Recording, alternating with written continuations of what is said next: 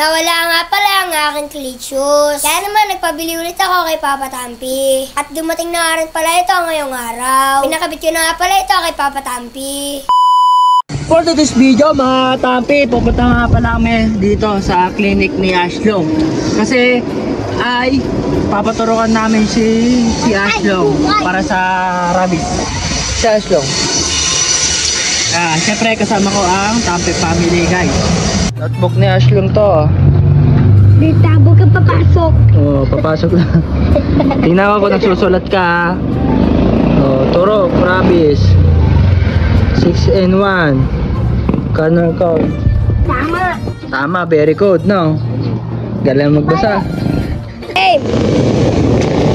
Yan, papasok na nga pala si Ashlong. Ito yung notebook niya.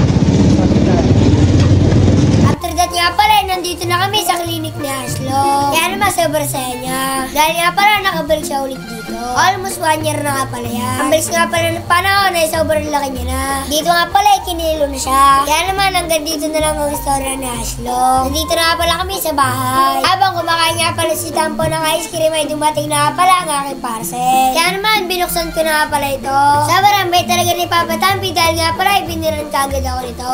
Ako nga pala labas na nang hihinayang sana wala akong clutch shoes. Iwanan nga pala ito sa bus. Nung papunta nga pala kami nung nasugbo. Hindi nga pala ito naalala. Dahil nga pala meron akong suot na sapatos. Okay lang yan mga Kadon David. Ganun talaga ang life. Dito nga pala mga Kadon David ay kala ko malaki ang aking nabili. Dito nga pala mga Kadon David ay kinakabahan ako. Nung sinukad ko nga pala ito ay kasya naman. Ninibago lang siguro ako. Kaya naman sobrang saya ko. Nung nakaraan na araw nga pala mga Kadon David dahil nalulungkot ako. Dahil nga pala hindi ako sanay nung nakastrap. Dumating na rin pala yung bala. Kaya naman ipapakabit na natin. Kumuha nga pala ako dito ng tools. Aso nga lang pala hindi ko makita. Inilap nga pala dito ni Papa Tampi kung may kasamang tools to. Subalit nga pala ay wala. Puro nga pala tornilyo na lang na nandito. After that nga pala ay meron akong nakita ang tools. Kaya naman ito nga pala ang ginamit. Patulong na nga pala ako dito kay para mas mabilis. Dahil nga pala excited na akong itong gamitin sa labas. Dahil nga pala namiss ko kagad na mag-clutch shoes. Dito nga pala ay kinuha ko na yung aking bagong bike. Para baklasin nga pala yung pedal ni Tampo. Ito nga pala nilagyan ko ng stand para hindi magulo. Papa Tampi nga pala ang magbabaklas. Dahil nga pala siya rin ang nagkabit nito.